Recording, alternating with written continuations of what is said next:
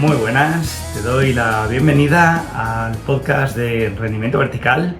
Vamos a hablar hoy en el quinto capítulo, que te aviso además que va a ser el último de esta miniserie de podcast. Como te dije al inicio, no sabía cuántos iba a hacer, pero sí que quería que fuese algo corto, breve, aplicable, conciso, y con esto cumplo mi palabra. Entonces, ¿de qué vamos a hablar en este último capítulo? Pues me he dejado para lo último algo que es bastante especial, que es uno de mis temas favoritos sin ninguna duda, de lo que me parece más bonito, incluso más que la fuerza, y eso es mucho decir viniendo de mí, si me conoces, que soy un apasionado del mundo de la fuerza. Pero vamos a hablar hoy sobre la resistencia en escalada, sobre cómo mejorar la resistencia. Voy a intentar hacer un mini esquema sin entrar mucho en fisiología para que sea sencillo y aplicable, que ya te aviso que no es especialmente sencillo. Es un tema que en mi formación online dura 2 semanas y aún así es un tema que va ajustado. Y sobre todo, viendo de qué depende la resistencia, vamos a ver qué es lo que se puede hacer para que cuando luego estemos escalando no se nos inflen los antebrazos, no lleguemos a esa sensación de pete total que nos impide continuar y hace que se abra la mano y caigamos. Así que vamos con ello. Bien, en primer lugar hay que dejar claro que la resistencia está totalmente ligada a la fuerza. ¿Por qué? Porque la resistencia no es ni más ni menos que la capacidad de mantener la producción de fuerza. Y para mantener la producción de fuerza nos hace falta una cosa nada más, y es ser capaces de producir energía. Y eso nos lleva directamente a las vías metabólicas. Voy a entrar, como te he dicho al principio, muy someramente en esto y me voy a centrar simplemente en que hay 2 grandes vías metabólicas que seguramente conoces: la vía aeróbica con oxígeno o la vía anaeróbica en deuda de oxígeno. Numerosos estudios han visto que en escalada deportiva, que es donde tenemos básicamente la resistencia como capacidad definitoria del rendimiento, que la vía principal de obtención de energía es la aeróbica. Y tiene mucho sentido. ¿Por qué? Porque son un montón de movimientos. Entonces necesitamos estar produciendo energía en el antebrazo durante mucho tiempo, durante muchos movimientos. Y eso, vía anaeróbica, debido a la acumulación de metabolitos de desecho que se producen, no se puede hacer. Con lo cual, lo que vamos a buscar siempre como norma es utilizar esa vía aeróbica. Pero, ¿de qué depende que entre la vía aeróbica o no entre la vía aeróbica? Pues principalmente de que haya flujo sanguíneo. ¿Y eso de qué va a depender?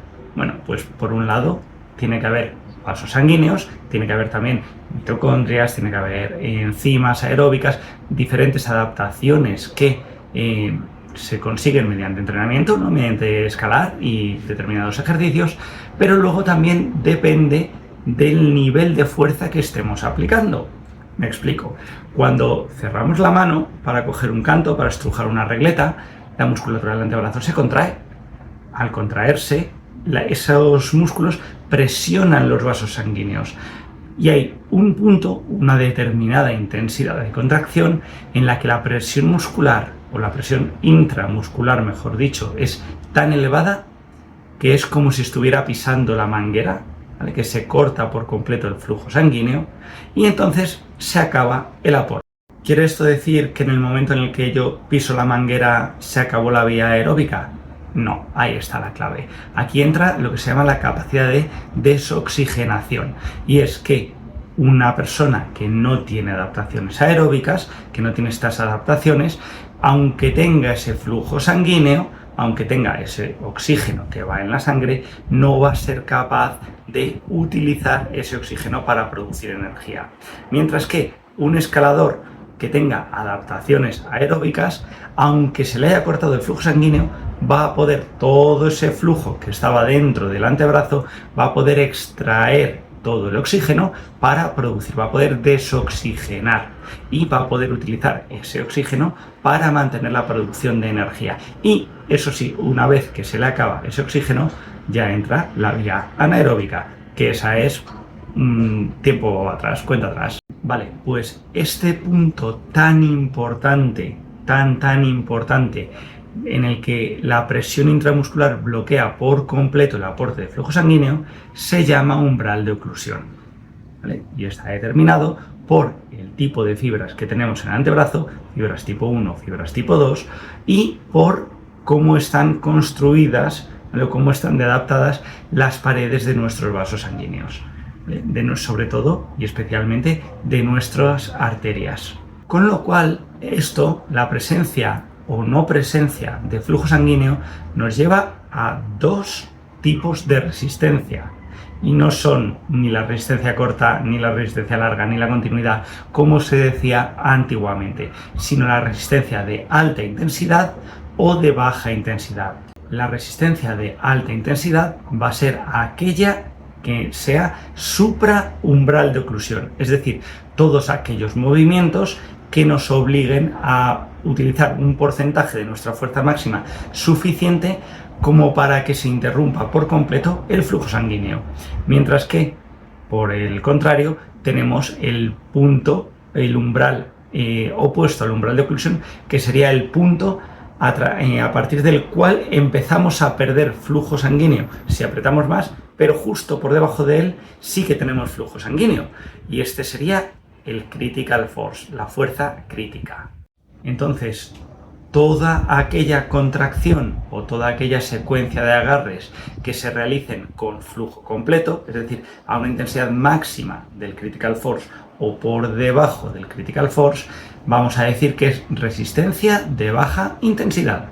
¿Vale? Resistencia de baja intensidad, flujo completo; resistencia de alta intensidad, sin flujo sanguíneo. Ahora, dentro de la resis de alta intensidad tenemos dos factores, dos variantes, por decirlo de alguna forma. Uno sería la capacidad de desoxigenación anaeróbica, si lo queréis llamar así, que es eso que comentaba antes de se corta el flujo sanguíneo y dependiendo de las adaptaciones aeróbicas que tenga, ¿vale? Dependiendo de si tengo esas mitocondrias, esas enzimas oxidativas, etcétera, etcétera, si puedo utilizar esa vía aeróbica para producir energía, o si directamente no lo tengo y tengo que tirar de vía anaeróbica. Vale, pues sí, imagínate que estás en una secuencia que son, yo qué sé, X movimientos, muchos, 12, 15, 18, 20, todos seguidos, y no te permite soltar mano entre canto y canto, entre paso y paso, que te tienes que ir tirando de un movimiento al siguiente, como cuando escalas en la Moon, por ejemplo, no a tu máximo, ¿vale? Pero sí a una intensidad bastante elevada, te vas tirando de presa a presa, de presa a presa, de presa a presa, y no da tiempo a soltar la contracción o a perder la contracción por completo, ¿vale? Estaríamos hablando de la capacidad desoxigenativa. Pero en el momento en el que yo tengo un canto agarrado y la otra mano la puedo soltar, ya sea para echarme magnesio, ya sea para chapar o ya sea para darme un aire, sacudir y darme un aire, vamos a estar hablando aquí de capacidad de reoxigenación, ¿vale? Y esta capacidad de reoxigenación va a consistir, por un lado, en la capacidad que tengamos de limpiar los metabolitos de desecho que se hayan producido durante estas secuencias largas, durante esta fase de desoxigenación y anaeróbica, ¿vale? Y por otro lado, de reponer, de reabastecer a la fibra muscular, al antebrazo, al flexor profundo de los dedos, de oxígeno para volver a poder producir energía por la vía aeróbica. Claro, la cosa aquí es que cuanta menos basura metabólica seamos capaces de producir, menos vamos a estar palmando después. Es decir, que cuando lleguemos a una secuencia dura, cuando lleguemos al crux, ¿vale? No va a ser lo mismo si llego con el antebrazo ya tocado, con una acumulación importante de basura metabólica, ¿vale? Ya voy a partir en una situación de desventaja metabólica, y si luego encima además tengo una capacidad de limpieza un poquito deficitaria, pues lo que va a pasar básicamente es que mi antebrazo va a colapsar y voy a palmar, voy a caer, se me va a abrir la mano. Con lo cual es muy importante trabajar resistencia de baja intensidad. y tener, por tanto, el critical force lo más alto posible. De hecho, hay test publicados ya no te hablo de mi base de datos, sino publicados en blogs, por ejemplo, de Lattice Training, que hablan pues, de escaladores como Stefano Gisolfi, que tienen el critical force a bastante más de un 50% de su peso corporal, a una mano, que es como se mide. ¿Qué quiere decir? Que si, por ejemplo, Gisolfi está haciendo una suspensión a 2 manos en una regleta de 20 milímetros, que es como testa Lattice, ¿vale? En la Lattice Rank, una regleta particular que son 20 milímetros con radio de 10, va a tener flujo completo mientras está haciendo una suspensión, ¿vale? Incluso puede lastrarse un poquito antes de empezar a perder flujo. Ojo, un escalador de iniciación en esa misma regleta no es que no tenga flujo, es que está trabajando fuerza máxima. Y claro, si este escalador de superélite como es Stefano es capaz de aguantar de forma indefinida, porque está con flujo completo, porque está trabajando por la vía aeróbica en una regleta de 20 milímetros en suspensión con lastre, con cosas en el arnés, etcétera, etcétera, cuando está escalando en una vía y está en una secuencia dura, pero tiene los pies apoyados, este escalador no va a estar trabajando supraumbral de oclusión, va a estar trabajando en la vía aeróbica, va a estar trabajando a resistencia de baja intensidad. Pero ojo, es que su baja intensidad es tu fuerza máxima. Es como si decimos, ostras, es que ¿en cuánto se corre la maratón? ¿En cuánto está el récord? 42 kilómetros en 2 horas, ¿vale? Es que, claro, los de maratón son capaces de correr tanta distancia porque van despacio, ¿no? Ya, vamos a hacer un momento matemáticas básicas. 42 kilómetros entre 2 horas, eso implica ir a 21 kilómetros por hora. Ponte en una cinta, por favor. Ponte en una cinta y a ver cuántos segundos. Lo primero, a ver si eres capaz de alcanzar los 21 kilómetros por hora. Y si eres capaz de alcanzarlos, ¿cuántos segundos, ya no te hablo de minutos, eres capaz de mantener ese ritmo? ¿Vale? Probablemente no llegues al minuto. O, vamos, tendrías que tener una capacidad aeróbica muy importante para poder mantener ese ritmo. Y un corredor de maratón está corriendo a 21 kilómetros por hora durante 2 horas. ¿Vale? Durante 2 horas. Entonces, ¿qué está ocurriendo? Que su baja intensidad, su vía aeróbica, da para correr a una velocidad altísima, da para lo que para ti, y para mí, para el 90% de la gente, es velocidad de sprint. Pues esto mismo ocurre con los escaladores de élite, que su resistencia de baja intensidad es fuerza máxima para ti, con lo cual es fundamental desarrollar las adaptaciones aeróbicas y la resistencia de baja intensidad para intentar elevar nuestro critical force y escalar el mayor tiempo posible por la vía aeróbica en resistencia de baja intensidad y no estar siempre produciendo metabolitos de desecho porque estamos escalando, apretando próximos o supraumbral de oclusión. Y por esto es súper importante a la hora de entrenar, tener diagnosticados, tener testados, como lo quieras llamar, los umbrales, a qué porcentaje de nuestra fuerza máxima está nuestro critical force y a qué porcentaje de nuestra fuerza máxima está nuestro umbral de oclusión, para después poder realizar el trabajo analítico, el trabajo de suspensiones a intensidad de critical force o a intensidad de umbral de oclusión y producir las adaptaciones que buscamos, porque las mayores adaptaciones se consiguen siempre cuando se trabaja a intensidad de umbral.